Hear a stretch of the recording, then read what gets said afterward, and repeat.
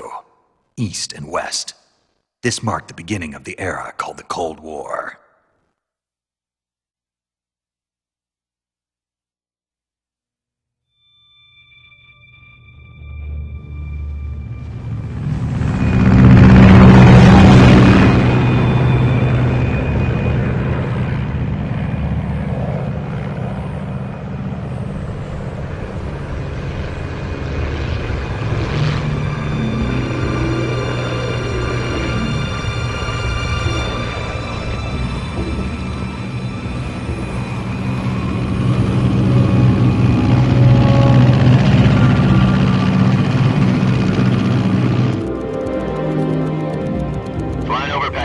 Altitude 30,000 feet.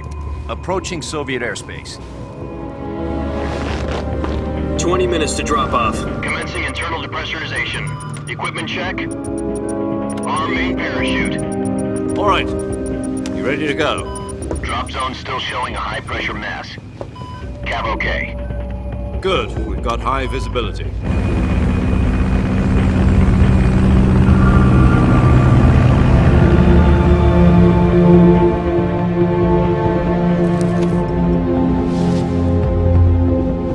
Put out that cigar.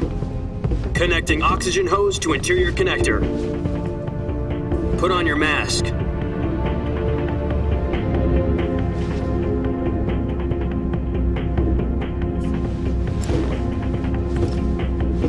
Does this panty waste know what he's doing? Approaching release point. 10 minutes to drop off. Hey, are you deaf?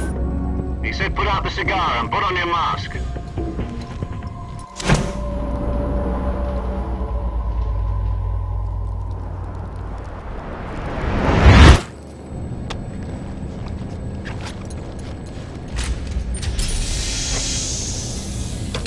Depressurization complete. Checking oxygen supply. 6 minutes to drop off. Opening rear hatch.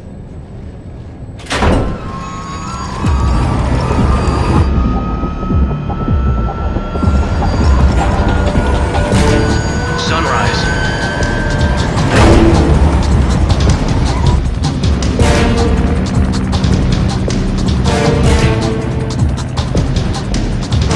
External temperature minus 46 degrees Celsius.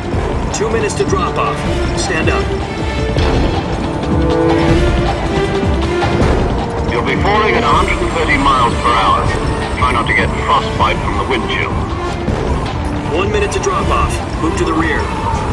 Activate bailout model. This is one for the history books. The world's first halo jump.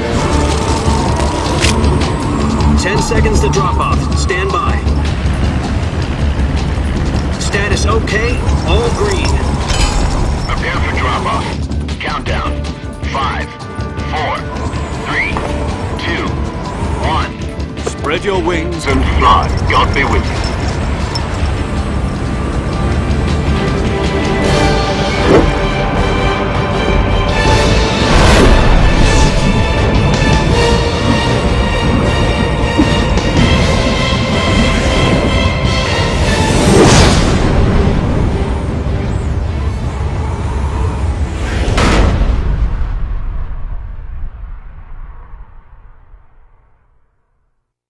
Jack, I've got some important news. The head of the CIA has finally given us the green light for the virtuous mission. Virtual mission? No, the virtuous mission. The future of our Fox unit depends on it. If it succeeds, we'll be officially organized into a unit. Virtuous mission? Sounds like some kind of initiation ritual. You know, don't get cocky. This isn't a training op. Right. So what exactly is this wonderful mission? Well, about 2 years ago, a certain Soviet scientist requested asylum in the West through one of our moles. His name is Nikolai Stepanovich Sokolov. He's head of the OKB-754 Design Bureau, one of the Soviets' top-secret weapon research facilities, and the East's foremost expert on weapons development. Sokolov? Isn't he that famous rocket scientist? The very same. On April the 12th, 1961, the Soviets achieved the first manned spaceflight in history. The Earth was blue, but there was no God. Well spoken.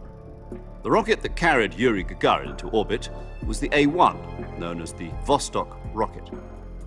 Sokolov is said to be the man most responsible for the multi-engine cluster used in that rocket. After Gagarin's flight, Sokolov left rocket development to become the head of the newly established Design Bureau. From a lowly technician to head of a design bureau, that's quite a success story, so why do you want to defect? It seems he'd become afraid of his own creations. Afraid? Call it a crisis of conscience. And for that, he left his country and his family behind and went over the fence? Not exactly. One of his conditions was that his family was also to be taken safely to the west. We used a mole to get the family out first and succeeded in sneaking Sokolov over the Berlin Wall shortly afterwards. I was the one who conducted the operation. The security on the eastern side was still full of holes back then. Then what? We got Sokolov over in one piece, but the whole ordeal had left him exhausted, and we checked him into a hospital in West Berlin. It took him 2 weeks and more than 600 miles to get from the research facility in the Soviet Union to Berlin. He was in no condition to say anything coherent. And it was only a week later that we had something much bigger on our hands. The Cuban Missile Crisis. October the 16th, 1962, President Kennedy received word that the Soviets were in the process of deploying intermediate-range ballistic missiles in Cuba. The President demanded that the Soviets dismantle and remove the missiles. At the same time, he announced a naval blockade to prevent further missile shipments from reaching Cuba. But the Soviets didn't back down, instead placing their armed forces on secondary alert. Soviet transport ships carrying missiles continued on course towards Cuba. US and Soviet forces went on alert for an all-out nuclear war. Frantic negotiations were conducted through the UN's Emergency Security Council and unofficial channels to end the hair-trigger standoff. Finally, on October the 28th, the Soviet Union agreed to remove its missiles from Cuba. And so the world avoided a nuclear holocaust. But in order to get the Soviets to pull their missiles out, we had to make a deal. You mean the one where the US agreed to remove its IRBMs from Turkey? No. The Jupiter IRBMs deployed in Turkey were obsolete, and we were going to get rid of them anyway. They had no strategic value whatsoever to either the US or the Russians. The Turkey deal was a ruse, a cover story that was fed to the other intelligence agencies around the world. So what did the Russians really want? Sokolov. They wanted us to return Sokolov. You mean the Soviets pulled out of Cuba just to get their hands on Sokolov? That's right. What the hell was he working on? At the time, we had no idea. We were running out of time. It was either give up Sokolov or risk full-scale nuclear war. In the end, we had no choice. President Kennedy gave in to Khrushchev's demand. The next day, I got Sokolov out of the hospital, handing him over to agents on the eastern side. Sokolov kept on screaming, "Save me," until he disappeared from my sight. Then a month ago, we received some new information from one of our moles. About Sokolov? Yes. He was taken back to the research facility and forced to continue working on the weapon in question under KGB supervision.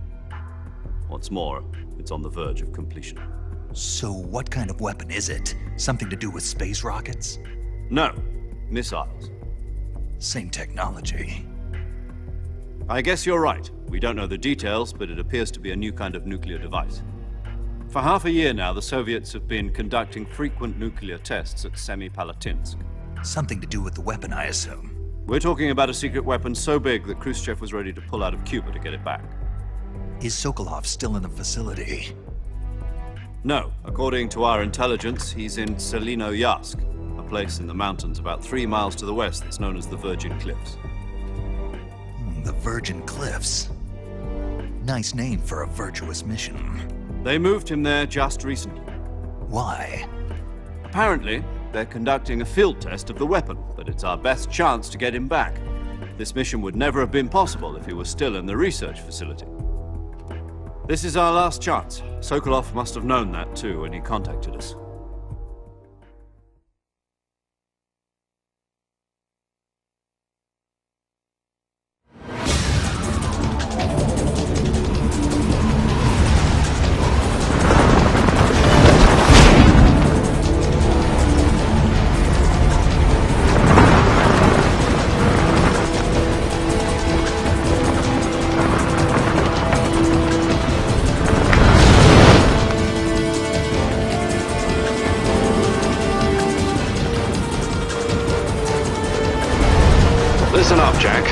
mission is to infiltrate Selino Yask in the Soviet mountains, ensure the safety of Sokolov, and bring him back to the West.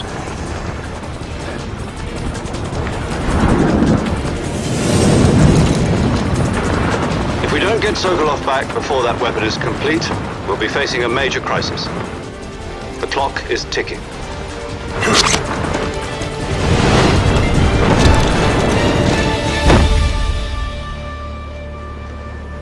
Once we've confirmed the rescue of Sokolov, stand by at the recovery point. A recovery balloon will be dropped at that point. Helium will be pumped into the balloon to inflate it. The process takes about 20 minutes. Once it's complete, the gunship's arm will latch onto the balloon and pull it up. The Fulton surface-to-air recovery system. I'm familiar with the theory. Take it easy. It's been combat-proven. Do you think Sokolov is up to it? The shock will be less than during a parachute jump, and the arm can handle up to 500 pounds. So you're planning on going over the border in a single combat Talon?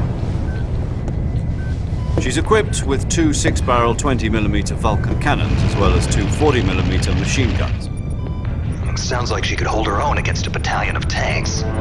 Even with the fuel in the reserve tank, we're facing a 4-hour time limit. If all goes well, it shouldn't take more than a few hours. Home in time for dinner. But if anything goes wrong, you'll be eating dinner, breakfast, and all the rest of your meals in the jungle.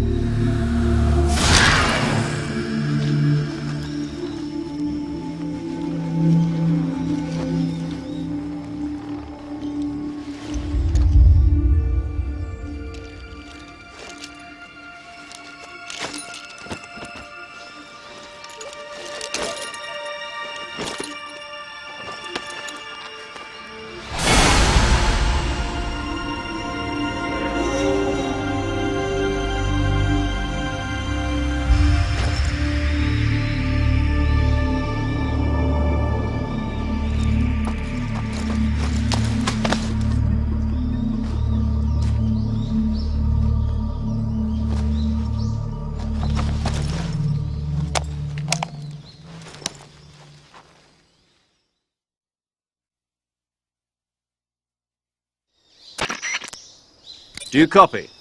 You're already in enemy territory, and somebody might be listening in. From here on out, we'll be using code names to refer to each other. Your code name for this mission will be Naked Snake. I'll be referring to you as Snake from now on. You're not to mention your real name. Snake? Oh, you don't like snakes? What do you mean? You've eaten one before, haven't you? In survival training. I'm glad to hear that. I don't know if I'd ever order one in a restaurant, but... Be careful, you might not have a choice. What about you, Major? What should I call you? Let's see. I'll be Tom. Call me Major Tom. This will be a sneaking mission. You must not be seen by the enemy. You must leave no trace of your presence. Is that clear? This kind of infiltration is the Fox unit's speciality. In other words, weapons and equipment are procured on site. That goes for food as well. You're completely naked, just as your name implies. Great. Now I see why you asked me if I like snakes. I suppose calling me Snake was your idea of a joke, too. No. There's a good reason for that. I'll tell you later when the time is right. Gotcha. Getting back to the subject, how exactly am I supposed to feed myself? You've been issued a knife and a tranquilizer gun. Use them to hunt for food. You'll also find some medical supplies in your backpack. Yeah, about the backpack. I lost it in a tree on the way down. I see. Well, you'd better go back and get it then. You know where it is? No problem. I can see it from here. It's stuck on a branch. To climb a tree, stand in front of a tree that's covered in ivy and press the action button. I'll be monitoring your progress over the radio. We can't risk violating Soviet airspace, but I'll be in the gunship. My frequency is 140.85. I'll give you a call if I need to talk to you. If you need to talk to me, use the send function. Okay, Snake, go get your backpack.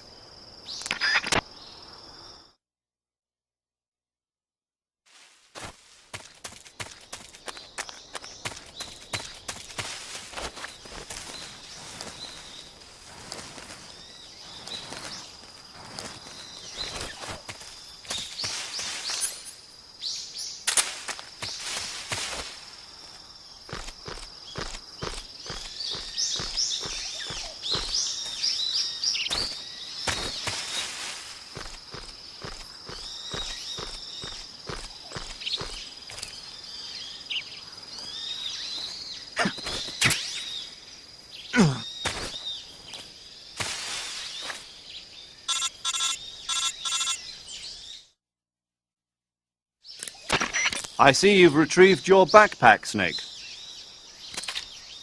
To equip a weapon, it's necessary to take it out of your backpack. In the survival viewer, choose Weapon from the backpack. Your available weapons will be displayed in a window in the upper left. From that list, choose the weapon you want to equip and press the Enter button. For other equipped items, just do the same thing from Item. Got it. Use the survival viewer backpack. Yep, that's right. Survival is fundamental to this mission. After you've been out in the field for a while, your stamina will start to drop. If your stamina gets too low, it'll affect your performance. You won't be able to shoot accurately, for example, and your wounds won't heal as smoothly. Keep an eye on your stamina so you don't run out. To recover lost stamina, you can hunt for local flora and fauna. You can use either your tranquilizer gun or your knife to hunt. My only weapon is a Mark 22 Hush Puppy tranquilizer gun? That's right. It's been fitted with its own suppressor.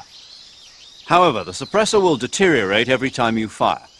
Once its durability reaches 0, the noise suppression effect will be gone. So don't get too trigger happy with it. The suppressor's durability is shown in the icon. Any weapons and equipment beyond what you're carrying now, you'll have to find as you go. I have to find my own weapons and equipment? Whose crazy idea was this anyway? Solo covert actions are standard Fox operating procedure. You can't leave any traces of your presence.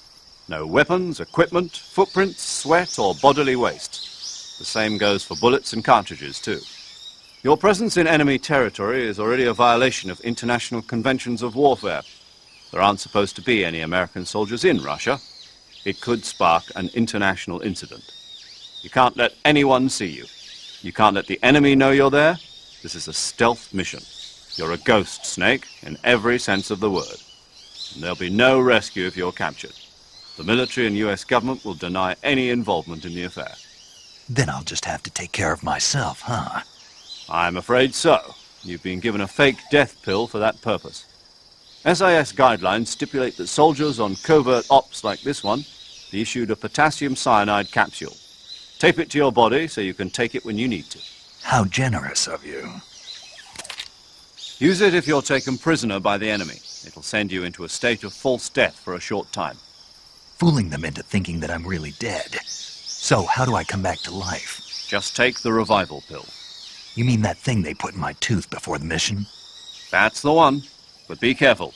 If you remain in a state of false death for too long, nothing will be able to bring you back. Remember that. I'll keep it in mind. You said this was a solo mission, right?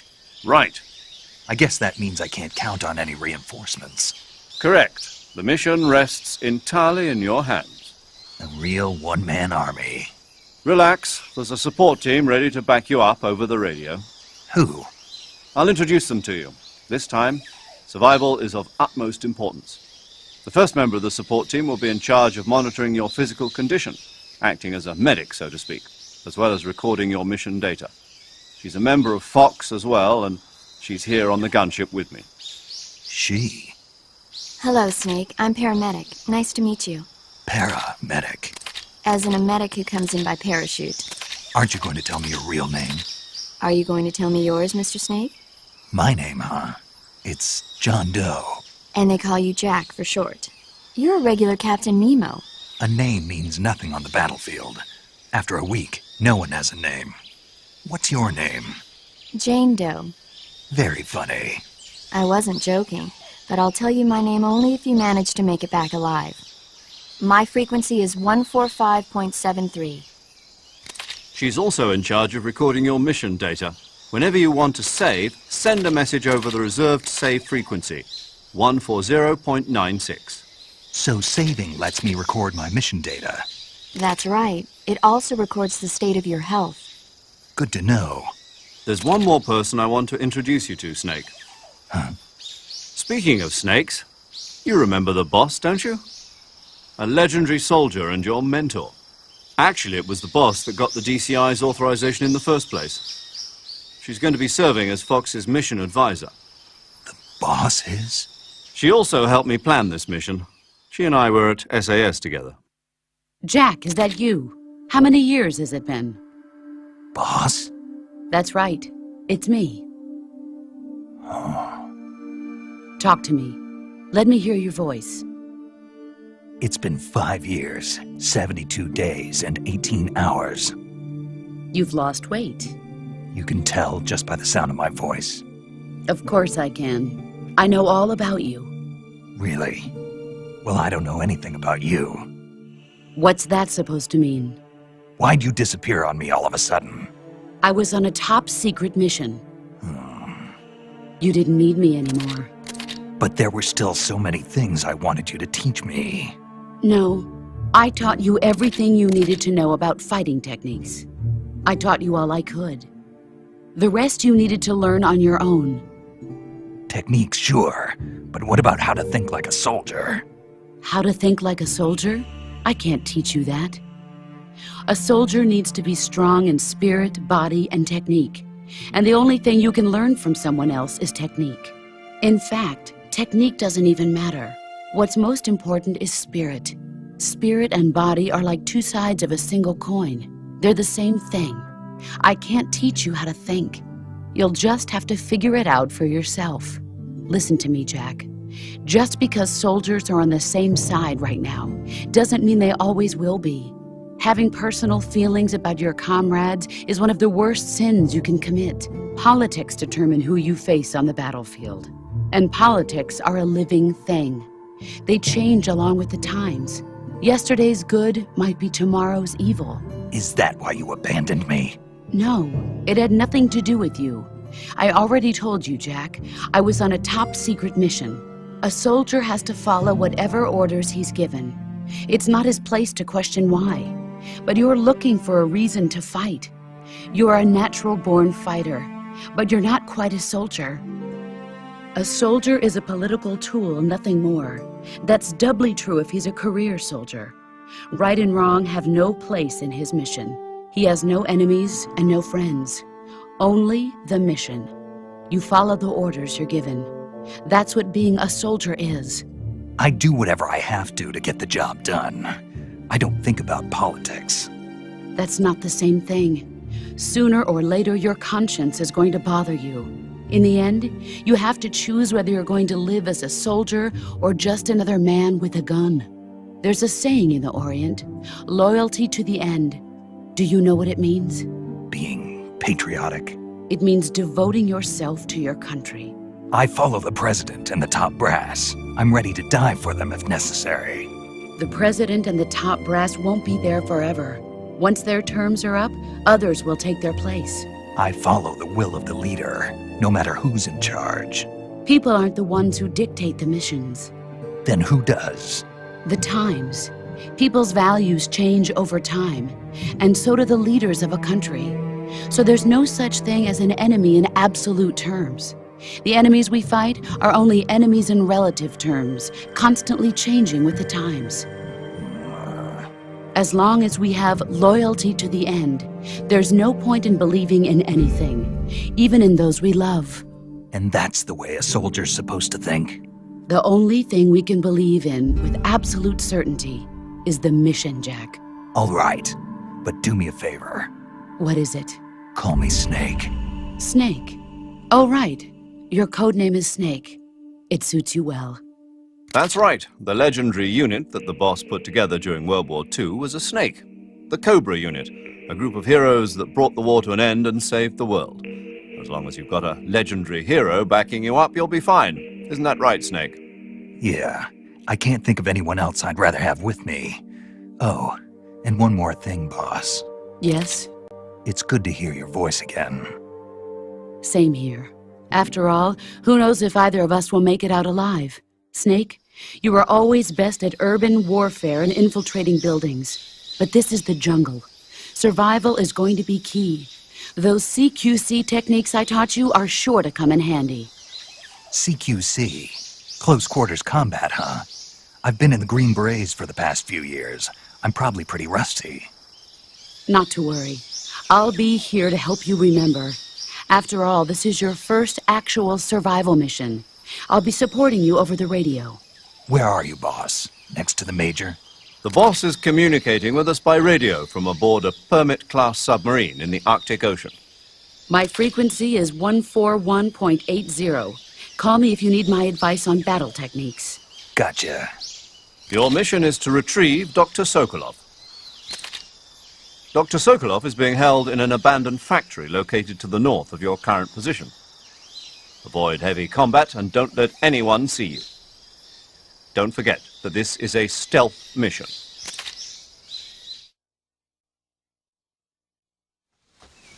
Snake, try to remember some of the basics of CQC.